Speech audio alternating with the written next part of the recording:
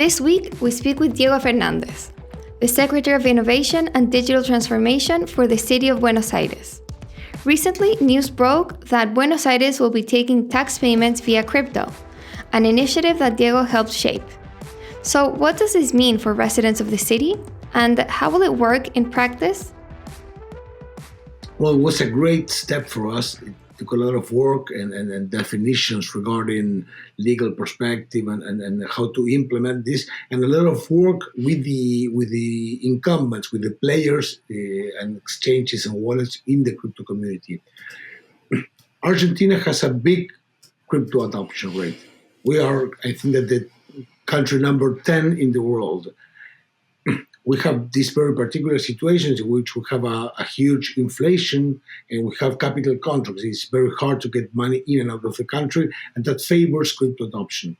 So we want to give people and crypto users the option of having a new use case. If they want to use the cryptocurrency in order to pay taxes, they should be able of doing that. Mm-hmm. So we started speaking with every crypto player in Argentina, and we have a bunch of players.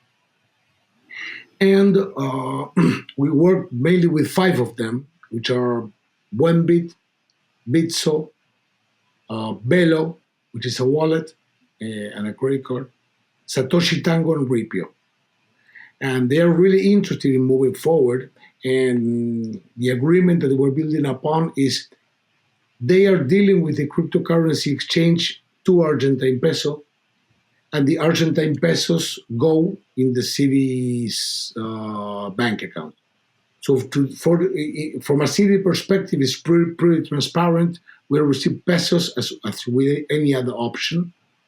But for the user, it's transparent as well because they are able of selling, for example, their DICE, their BTC, their ETH, their USDT, USDC, whatever.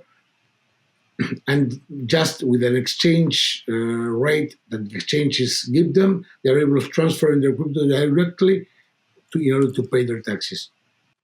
Got it. So is this going to be done via the kind of tax authority of Argentina, who will receive those crypto payments and then use these exchanges to convert them to pesos? Or like what's kind of the flow, like the mechanism? Well, the mechanism is you have the user, you have the platform, whichever crypto exchange or wallet, and you have here the local tax authority. This is not for national taxes, but for city taxes. Okay. So we have our local tax authority. So the user here sells in the platform, in the exchange, sells its cryptocurrency, and we receive pesos. Got it. How is it different from what people were able to do before? Because like if any crypto holder, if you have crypto and you need to pay taxes, it's kind of very common that you sell some crypto to pay your taxes to the tax authority. How did things change? You get a better use case. You reduce steps. It's when you say it's perfect, you were already able of doing it because you use your exchanges as a fiat gateway to your bank. But the bank did the payment. Now you reduce steps and you can do it directly from your crypto platforms. Okay, so the payment goes directly from the crypto exchange to the local tax authority. Yeah, actually, it uses a bank underhood, but I mean, from a user perspective, it's completely transparent. Right. Okay. And okay, before we get into like more details on this, wanted to just like take a step back and learn more about you. Like, how long have you been working in the city government, and how long has the city government been thinking about like crypto and considering different use cases? I've been working in the city government for the past 12 years. I'm 50 years old, so I've been working for a lot of time. I worked in the private sector for a couple of decades, and then I kept a company that I had while I worked in the government. I sold that company in 2018, and I kept on working in the government. And I worked since 2010. I had 6 years as a chief of staff in the Ministry of Education. For 6 years, I was the secretary of social integration. I was the responsible of a project that I'm terribly proud about, which is the slum upgrading process in Barrio 31, Barrio Mujica. And for the last 10 months, I've been the Secretary of Innovation. The city of Buenos Aires has been involved, and the major Larreta has been interested in crypto and crypto-related stuff for the last, I would say, year and a half, 2 years. I'm really crypto fan, and I consider myself really sort of. I really believe in the crypto space, and crypto is a world changing and society changing technology. And I have been involved in conversations with Major Larreta several times, speaking about crypto and the possible impact that crypto has as a new financial tool, and in blockchain as well, because we do believe that blockchain will have a substantial role in how society, in the new form that society will take, and it will streamline digital interactions in a completely different way as we are seeing today. I think that in the next 5 years, the change will be dramatic, incredible. So we have been thinking about how to move forward for the last 2 years. Uh, when I took office, it was kind of my main responsibility, and that is, I mean, it's pretty easy for me because I have the full support of and the interest of Major Larreta as well. Mm.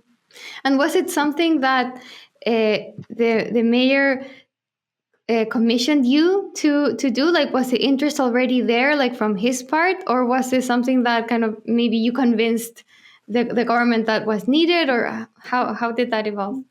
I wouldn't say that I convinced anyone. I would say that the major was curious about, I mean, all this movement and all this new technology, the things that were going on around the world.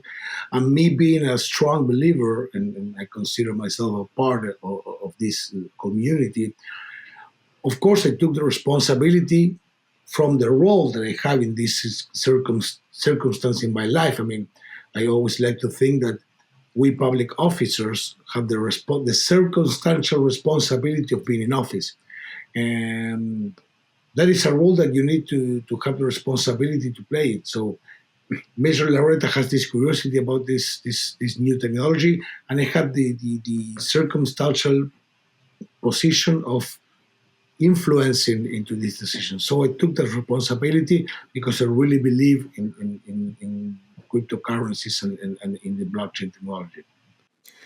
How does the national Argentine government position like relate or compare with the city of Buenos Aires position on crypto? Like, is the national government as interested in exploring crypto, or is there like a difference in like visions there? I mean, to be honest, I do not have a, for everyone which is not familiarized with Argentina, the national government and our government are from two different political parties. And we're not in a moment in which the relation between those two opposing parties is very sort of fluid. Mm-hmm. So, from the way that the central bank in Argentina, which of course is from the national government, operates, I would say that they are really opposed to cryptocurrencies. And they have been very sort of strong against kind of auditing and requesting banks not to operate with cryptocurrencies and so on. Mm-hmm. 2 days ago, or one day ago, after we gave this advice, the national government started kind of commissioned the. We have here an organization which is Casa de la Moneda, which is is a I think it's a private company which is responsible for printing pesos. Mhm. So they delegated the Casa de la Moneda with the responsibility of investigating cryptocurrencies and blockchain technologies, which was a first time. I mean, it's the first time that they did something like that. I'm really happy to. I'm honestly really happy to see that sign. I don't know what the end goal will be because nobody spoke publicly, but I think that things are starting to move. And to be honest, here I think that if the national government moves forward and sort of abandons this opposing strategy that the central bank has pursued, I think that will be a great news. I don't think that this should be something that goes with a political party, but this should be a national policy, a public policy. So I'm really happy to see whichever positive sign comes around. For sure. So, yeah, I wonder how how does it work to have a very kind of pro crypto um, government in the city that isn't kind of accompanied with the national government? Like, in what ways can you try to bridge that gap to just like make it easier for or just like create a friendlier environment for the crypto ecosystem in Buenos Aires? So like, what other policies can the city do uh, at a in an like, considering that the national government and like the overall laws in Argentina maybe aren't so favorable.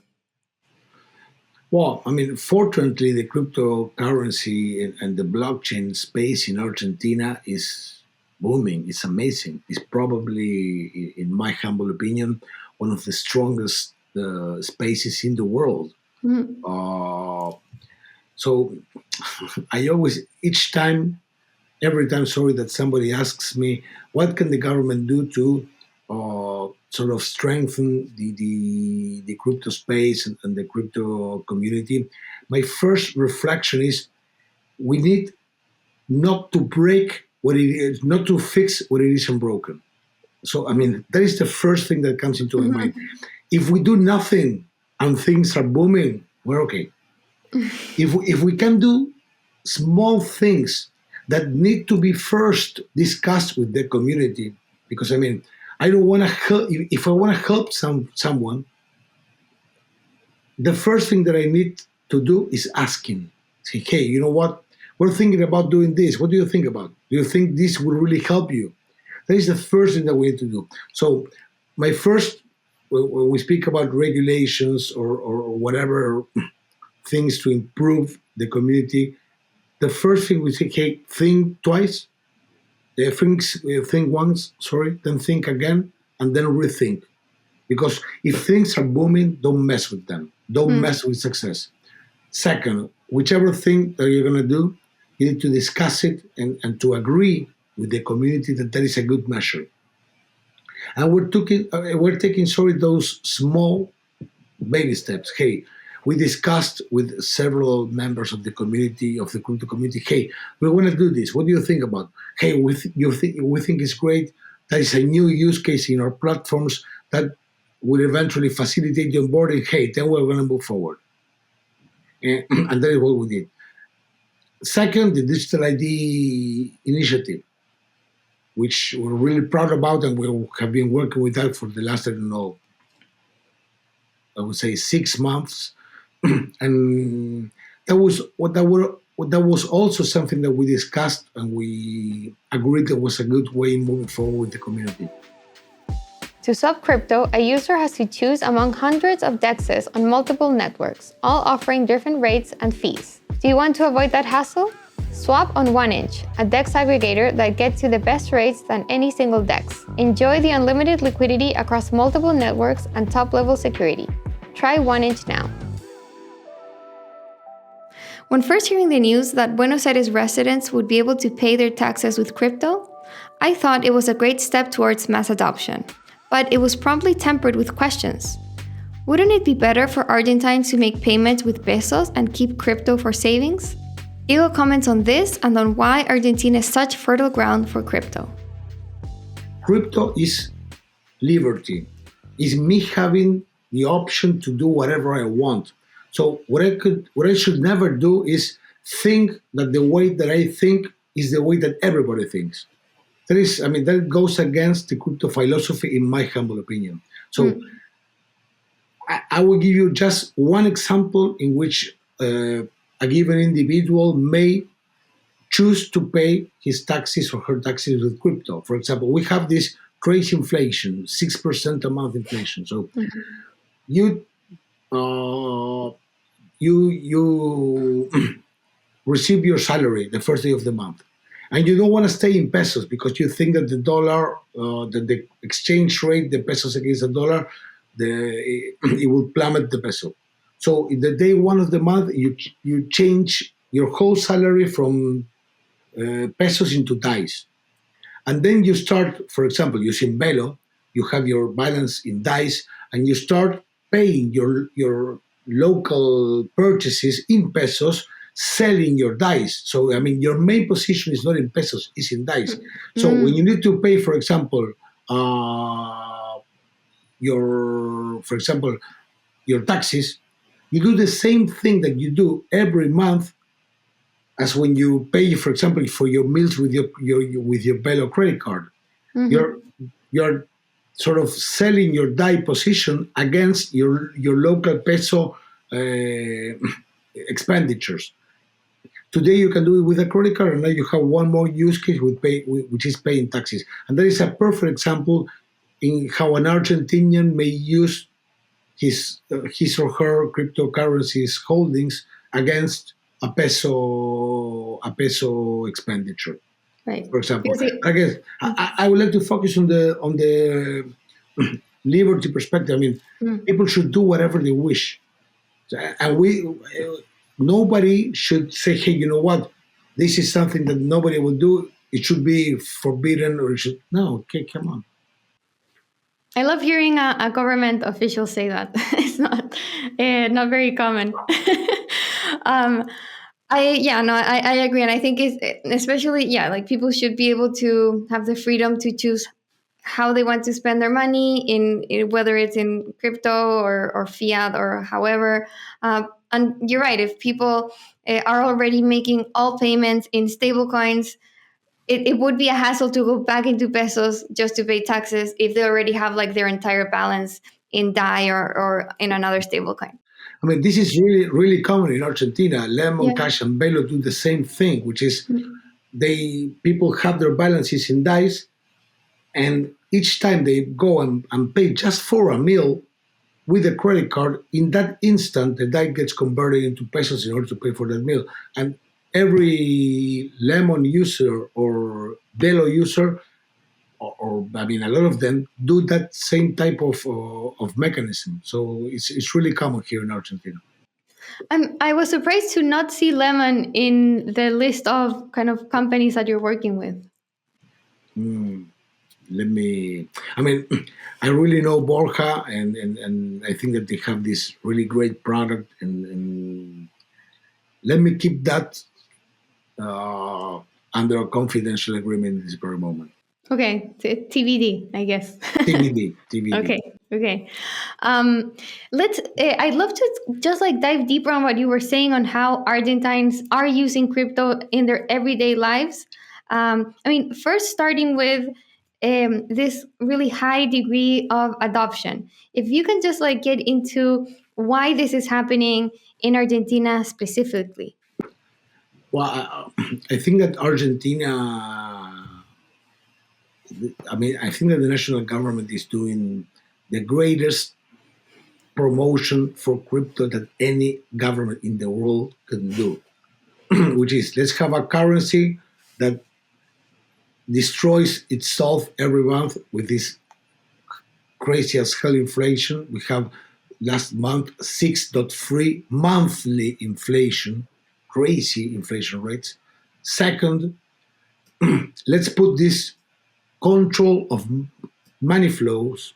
You cannot buy dollars. You cannot send money offshore. If you bring dollars from any other country, you need to sell those dollars at half their value So it's virtually a 50% tax rate on your dollars, and you need to force. I mean, and you are forced to convert those dollars into pesos.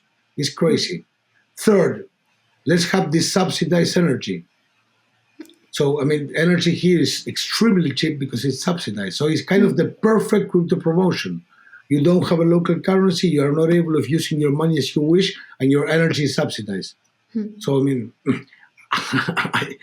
honestly, it's really hard to find a better way of promoting crypto than doing those three things. So true. Okay, so and so that leads to Argentines who want to protect against this. What is it, like 50% annual inflation or? Well, if you analyze the inflation that we had the last month, is closer to 100%. Oh, 100%? It's 6.3% monthly. So we would say 75% annually. Oh my God. 62, say 78% annually. That's insane. That's It's crazy. completely insane. It's completely insane. Yeah, completely insane.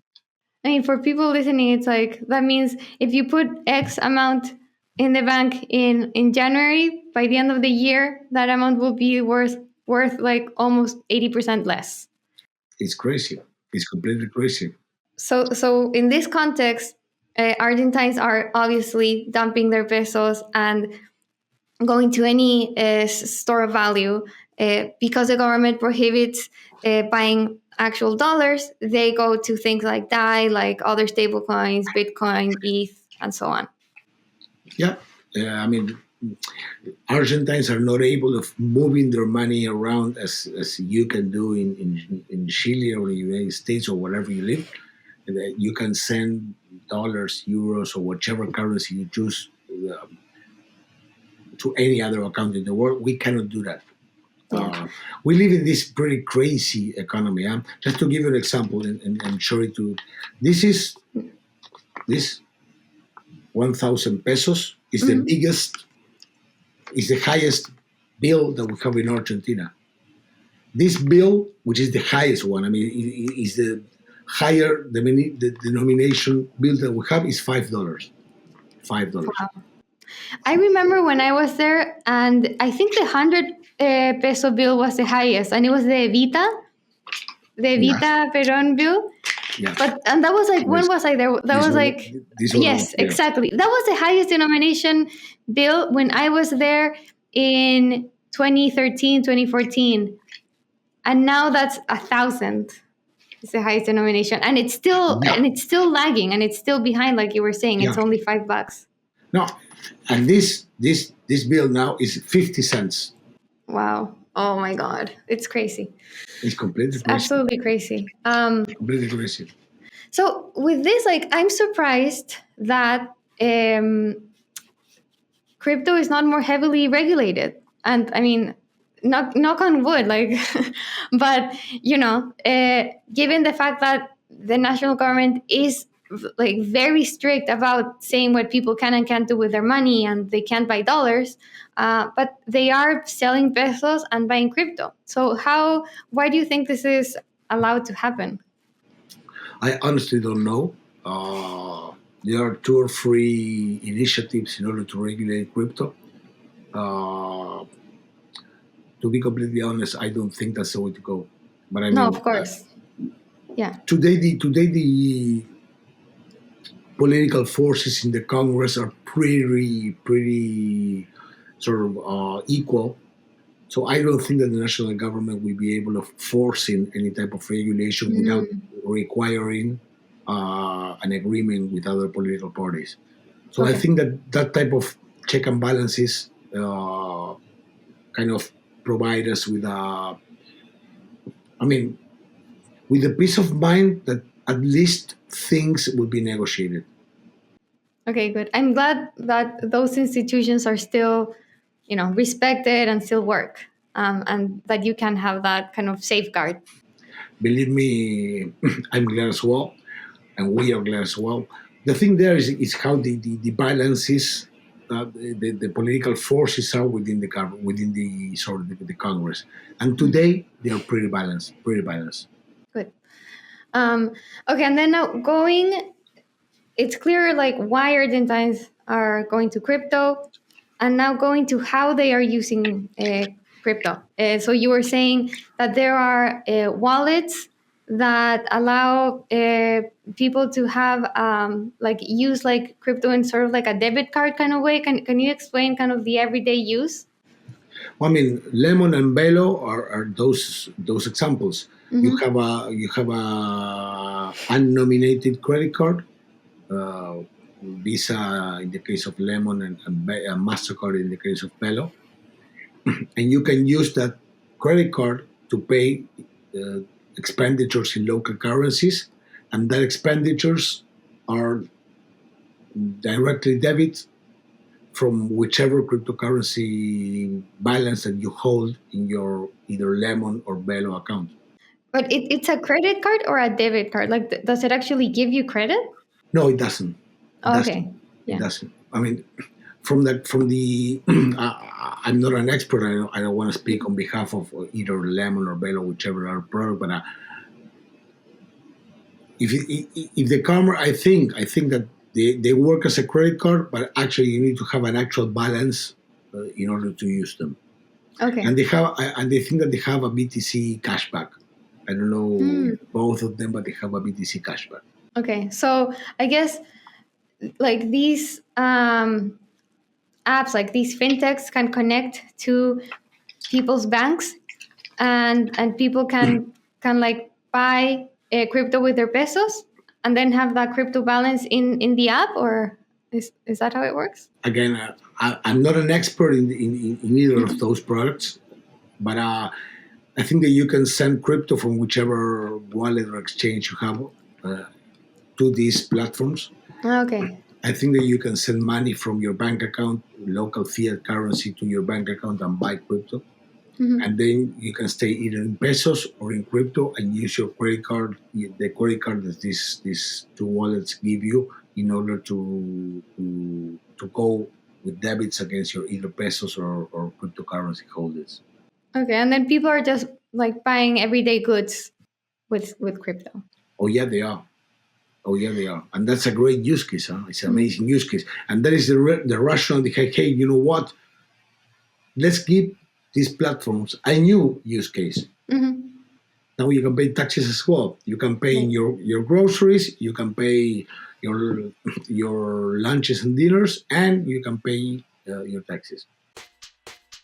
DYDX, the Decentralized Derivatives Exchange, is on a mission to build the world's leading crypto trading platform. To further this mission, the team is now developing the next version of the protocol, V4. DYDX V4 is planned to launch at the end of 2022, and it will be open source, fully decentralized, and entirely controlled by the community. To help power this next step, DYDX has launched a grants program with funding allocated to open source builders, contributors, and ecosystem integrations. Come build the future of decentralized trading at DYDX Grants. What percentage of the population do you think is like using crypto on a daily basis? I don't think that that's an information that anybody has, but I got into my hands a really nice study that was done something like 3 or 4 weeks ago, a national studies that said that 1 in 4 people knew how to use cryptocurrencies. I mean, either had or either knew how to use. Hmm. And this is the most amazing figure. 1 in 2 would use cryptocurrency. And that is amazing. I mean, it's a Yeah. really strong number. It's a really strong number. I mean, anyway, in my opinion, I think that the cryptocurrency space is growing in this exponential rate. If you see how the cryptocurrency space was in 2018 and just 4 years afterwards, the evolution is Yeah. really staggering. I mean, it's something that blows your mind. And I think that, I mean, the tendency is pretty clear, and it's growing every day. Yeah. No, totally. I do know that Lemon has like, I think I've talked to those guys. I can't remember the exact number, but they told me their users are in the millions. And so like the city of Buenos Aires has like how many? Is it like 3 million The city people? of Buenos Aires is a strange city because we have 3 million 3 million people. Sorry, our population is 3 million, but we have these 3 million people that get in and out every day Ah, because they live in the suburbs and they come to mhm, work every day. Myself, for example. mhm, right. So So we would say that we are kind of a 6 or 7 million people city, got it. if you got from a metropolitan perspective. And That's yeah, and Lemon, I've been with the Lemon CEO, a great guy, and his platform is growing and growing and growing. So this type of amazing, yeah. amazing curve, and they're really happy. They're really successful. Hmm. Yeah, I was so like, I don't know, surprised to see how quickly they grew, and like knowing that they have like millions of users. And so yeah, it must be like a decent percentage of the city of Buenos Aires, like people who are actually using crypto every day. So I don't know. I think it's pretty remarkable to see just like the level of adoption that's happening in Argentina. Yeah, and I think that companies and products as Lemon and Bello give users a perfect way of having this totally seamless and transparent gateway between fiat and crypto. Because just with this credit slash debit card, you go, boom, and you buy your groceries, and everything works transparent, and that's great. Mm. I'm wondering, like all of these platforms are custodial, centralized entities. Have you seen whether DeFi is becoming popular in Argentina at all? Like non-custodial wallets, decentralized applications, lending, borrowing, that sort of thing. I think that, of course, I mean, the level of users relying on DeFi are is smaller than people relying on custodial solutions as the ones that we just mentioned, or Binance, for example, which is very popular Mm. here. And I think that people use. I mean, of course, the really knowledgeable users and the sort of experts are completely aware of the difference between custodial and custodial and DeFi and centralized platforms. But a lot of people, for example, use DeFi through Binance because Binance has this kind of connection with P2P users, and you can uh, connect a lot of people using this kind of platforms, or they maybe use DeFi savings, but Mhm. through centralized platforms. I think that people who really understand the difference between one and another are small in Mhm. this very moment, and those numbers are growing. Now, going back to this other initiative you mentioned earlier on the digital identity platform, can you talk more about that? But yeah, I mean,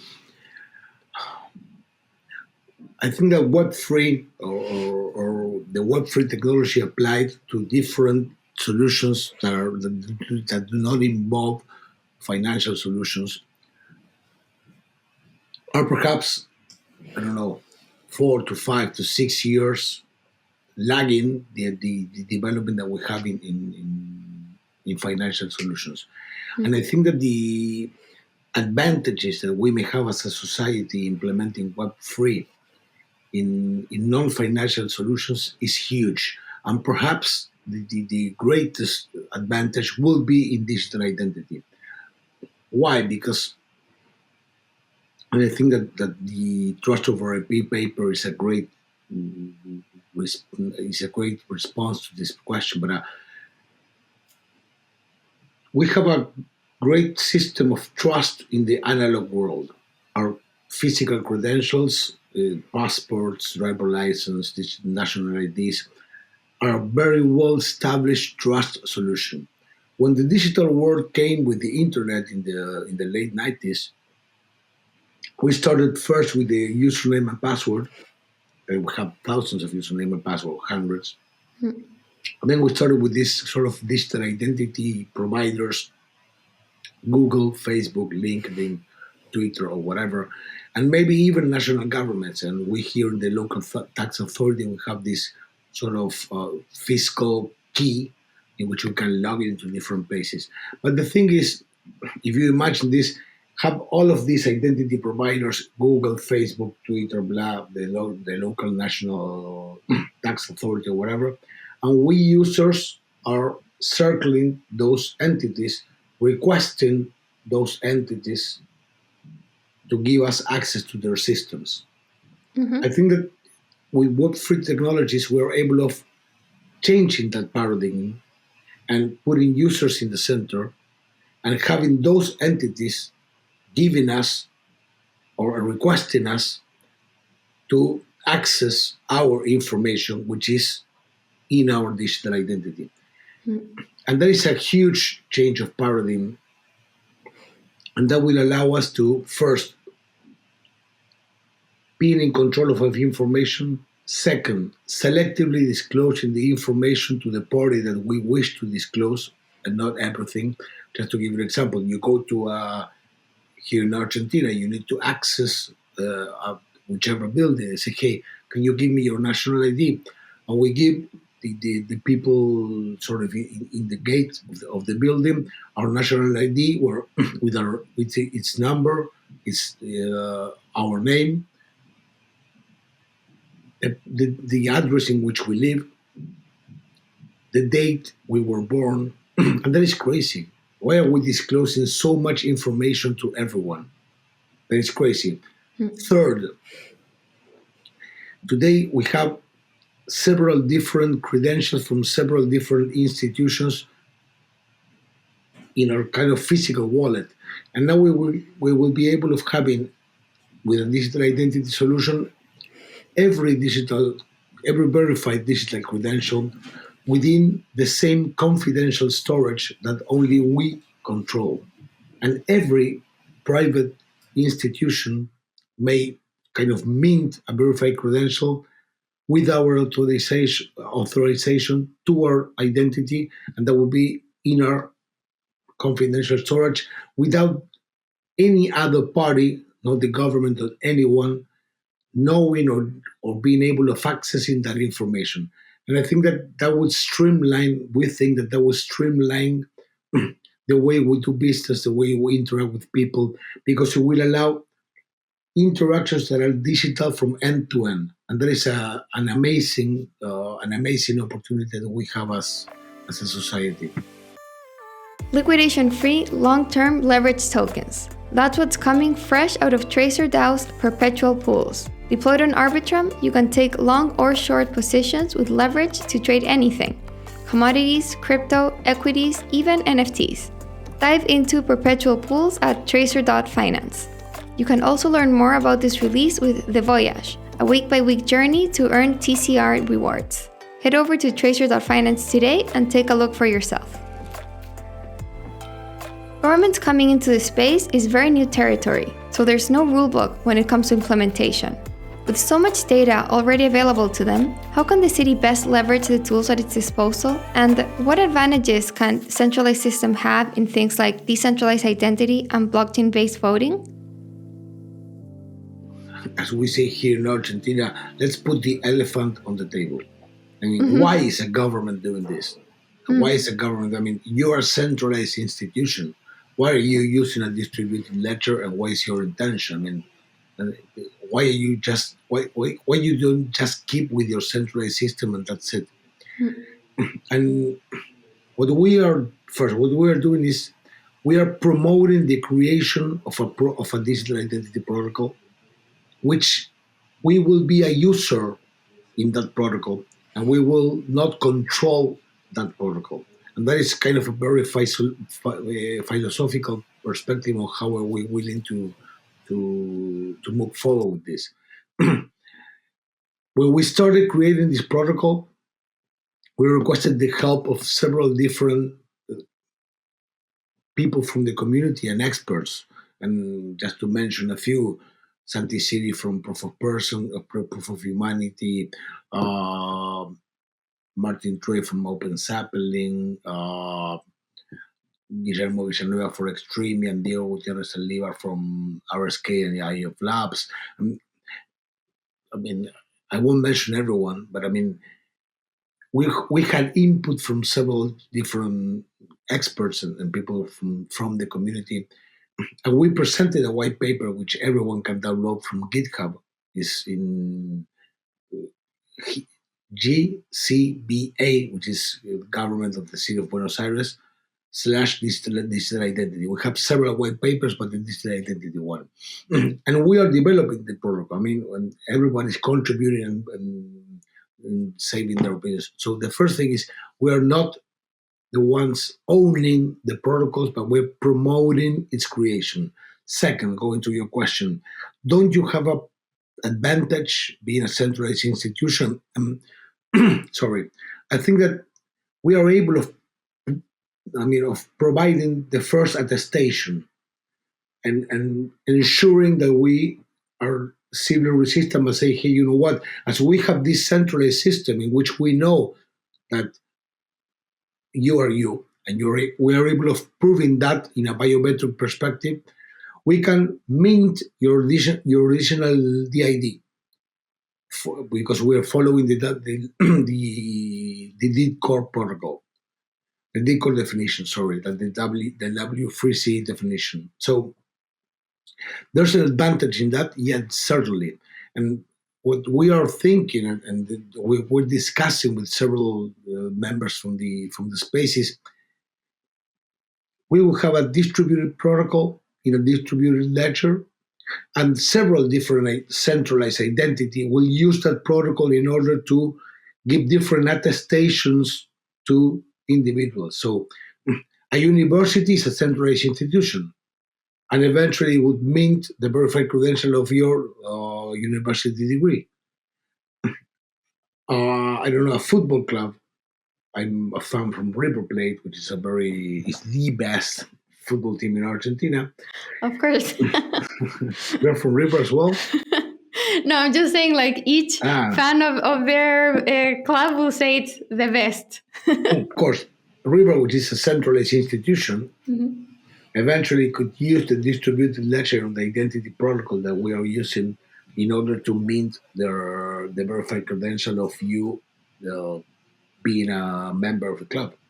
And we will have, in my perspective, in the future, this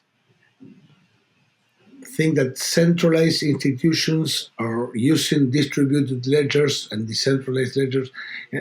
Those two things will coexist for a lot of time because not everything will be decentralized.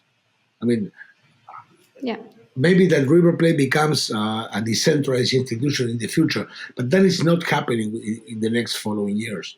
The same thing with governments. I think that the role of governments will change in a very dramatic way in the next 10 years.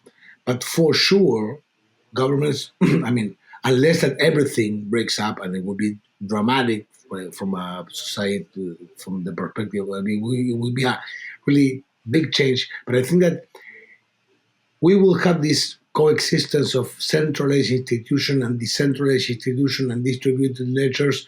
And we need to come up with, I don't know how things will be, but we need to understand that coexistence will occur.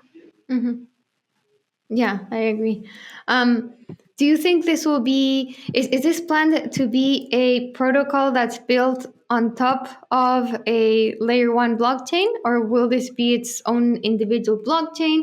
And if it is on top of a layer one, which one are you considering? We think that this protocol should be blockchain agnostic first. Okay. And it should be able of running on several different blockchains. As a matter of fact, we're using the Side protocol, which then we use that protocol in different blockchains. Second, our view is that we should use an open, non-permission permissionless, sorry, blockchain.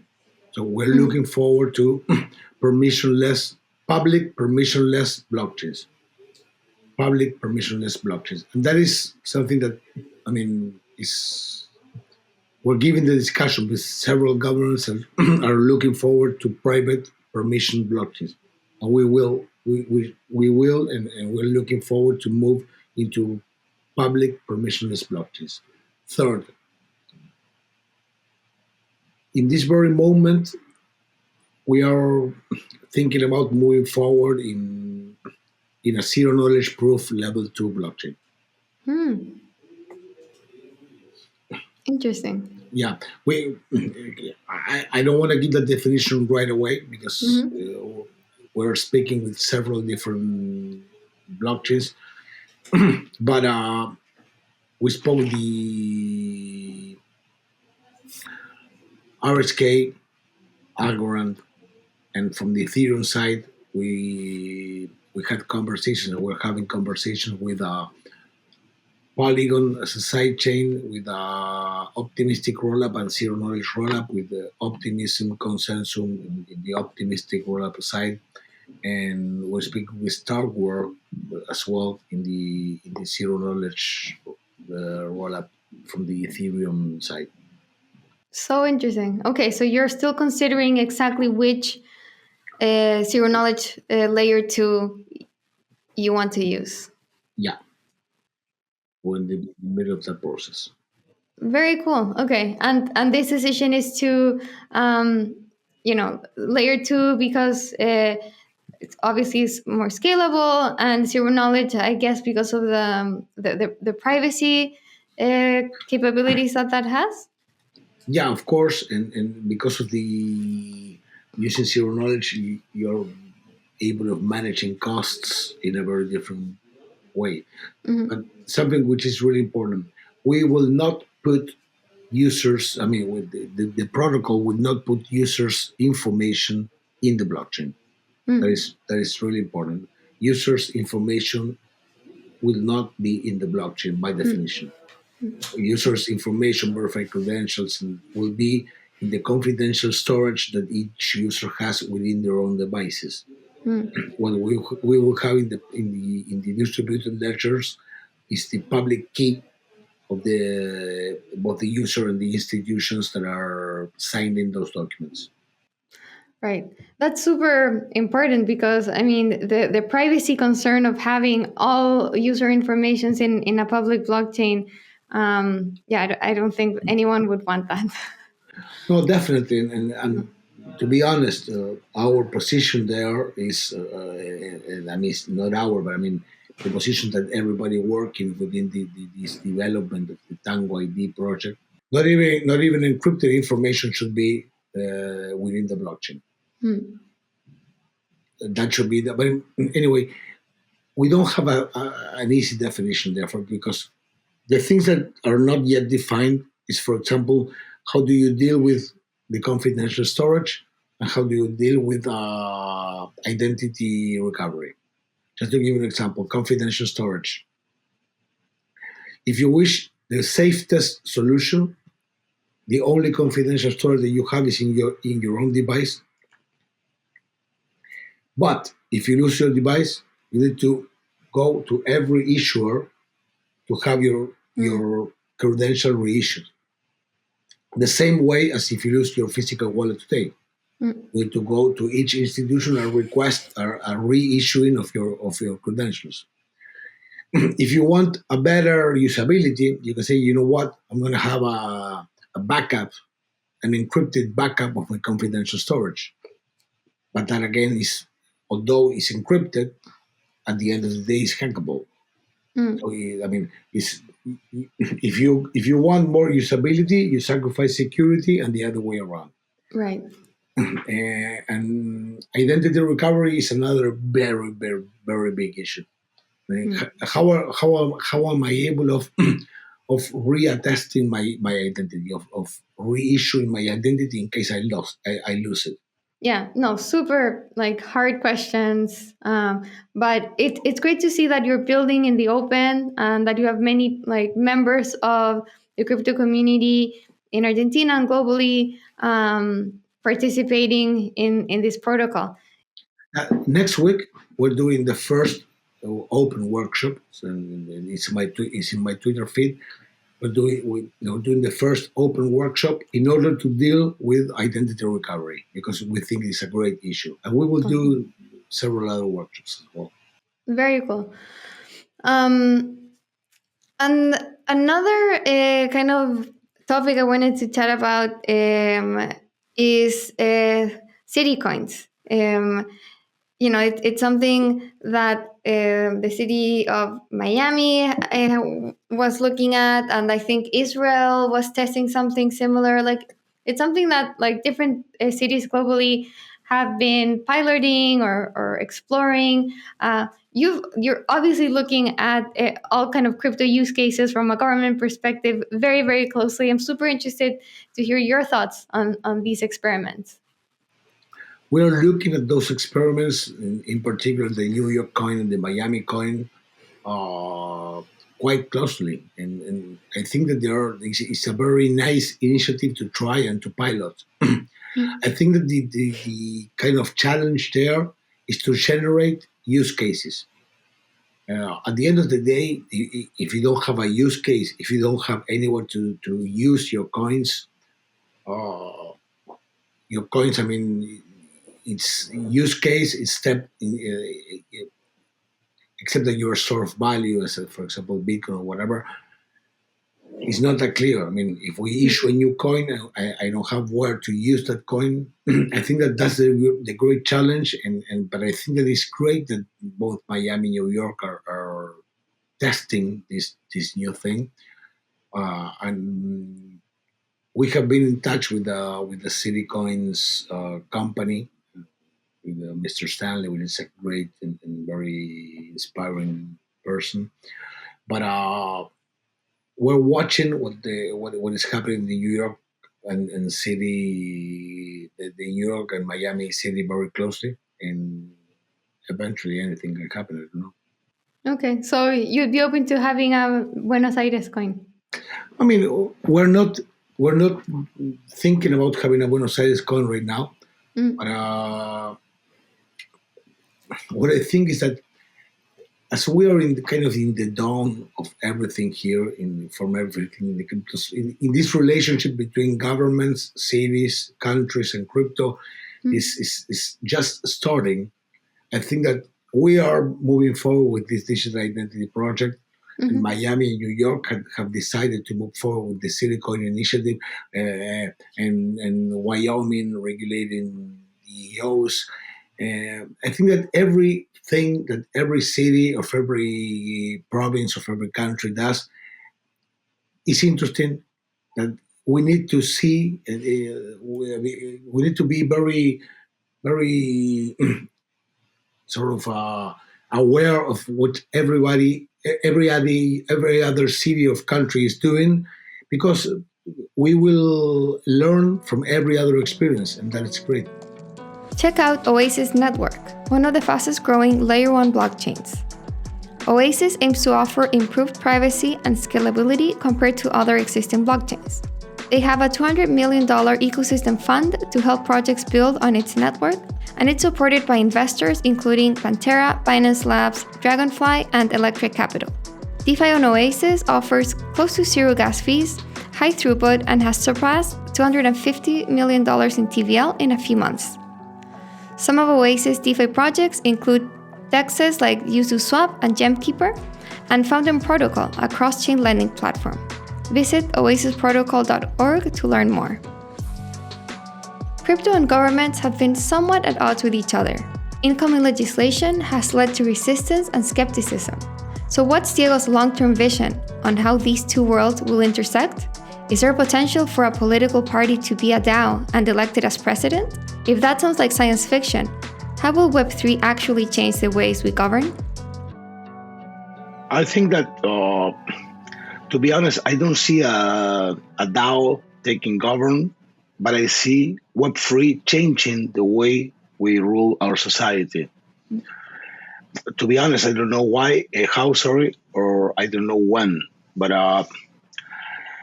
Web3 provides today with a much more effective way of ruling the things we do. And DAOs are an example of that. The system that we use in modern democracies today actually is not that modern. I mean, it's, I don't know, 300 years old, 250 years old. And technology today provides with a different alternative. I don't know how that alternative will finally take shape as a new way of governing ourselves, but I'm positive that today, I mean, in my country, we vote every 2 years. In most countries, we vote every 2 or 3 years.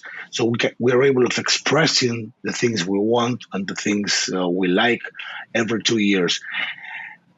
But when we analyze the way we behave ourselves every day, we express ourselves and we vote, say that like or dislike, hundreds of times a day on several different topics.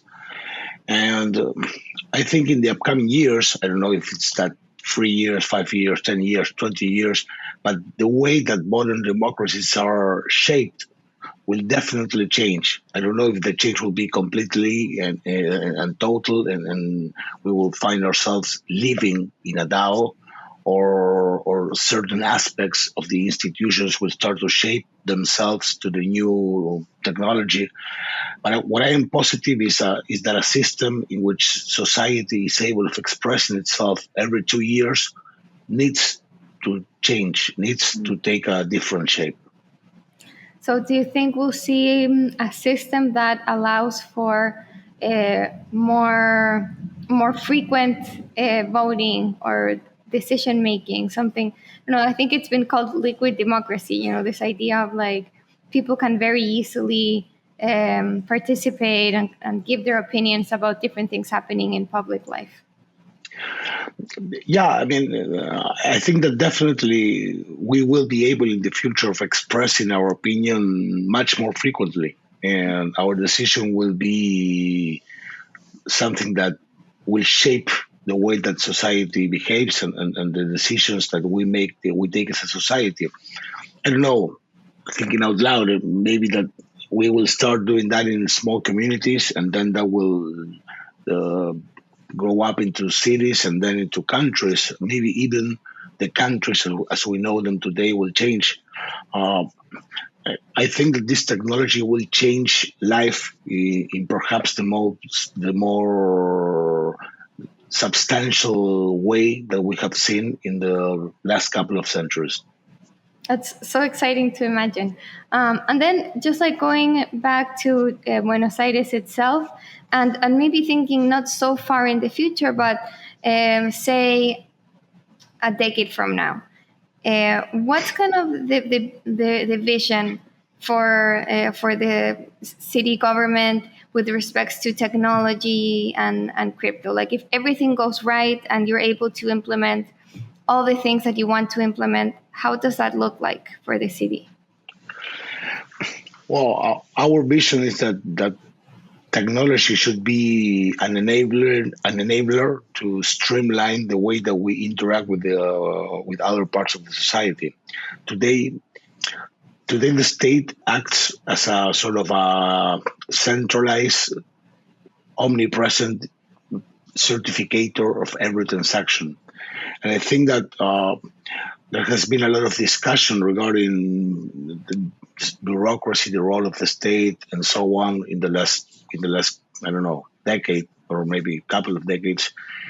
And at the end of the day, I think that discussion will become obsolete because we will hopefully find with technology a way of sort of decentralizing a lot of this certification to make them automatic, instant, extremely cheap, and not relying on a central party. Of course, there will be some certifications and some sort of social acts that will need to be certified by the state, but there are a lot of interactions that we today use and need the state to make them happen.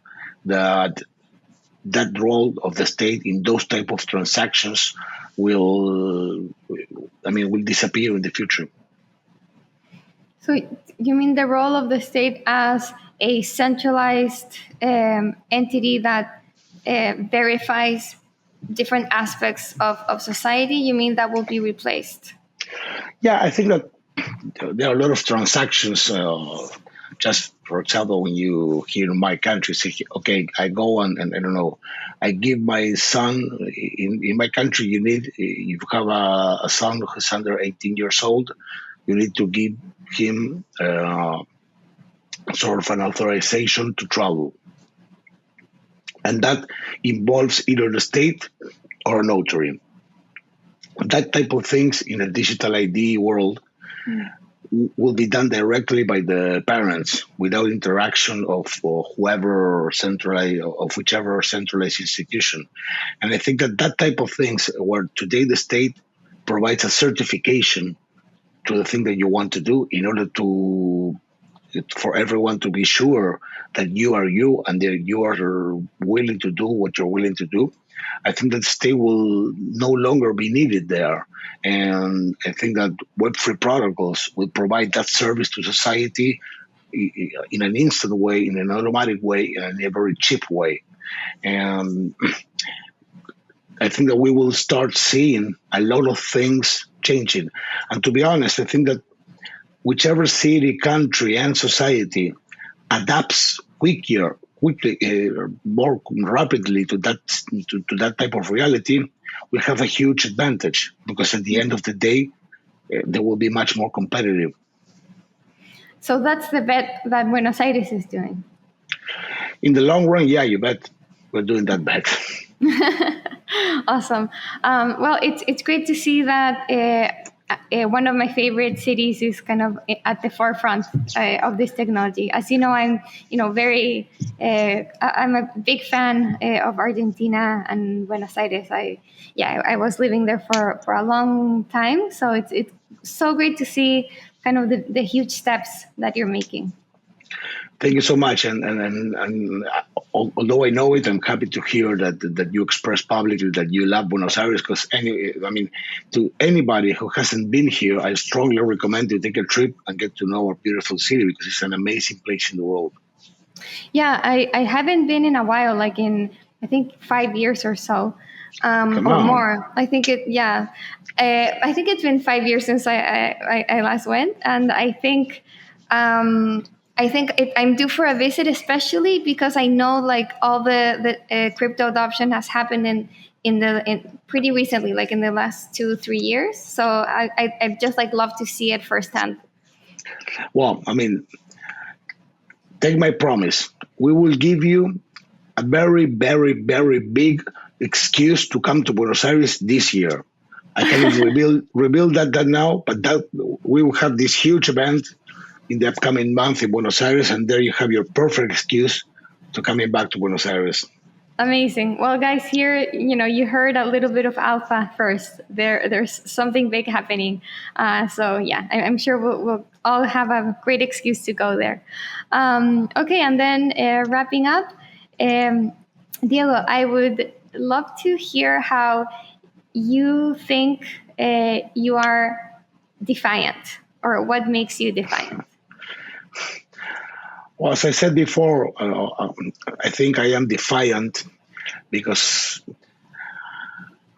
I think that we have been extremely, extremely fortunate to be in the witness of perhaps the most radical change in society in the last couple of centuries with internet and then with Web3. We will see society taking a new shape, a more egalitarian shape, a more universal shape.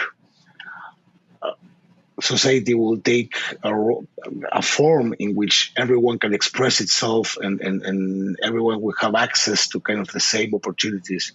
And I think that decentralized finance and decentralized everything will be the tool in order to achieve that goal.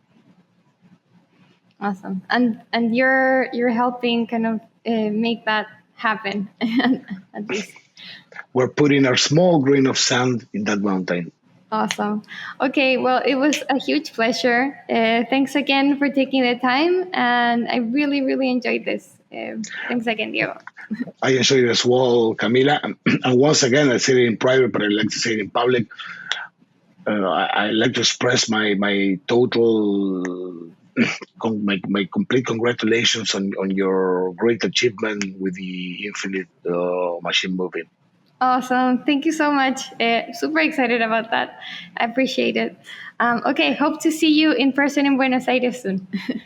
We will. Bye bye, Camila.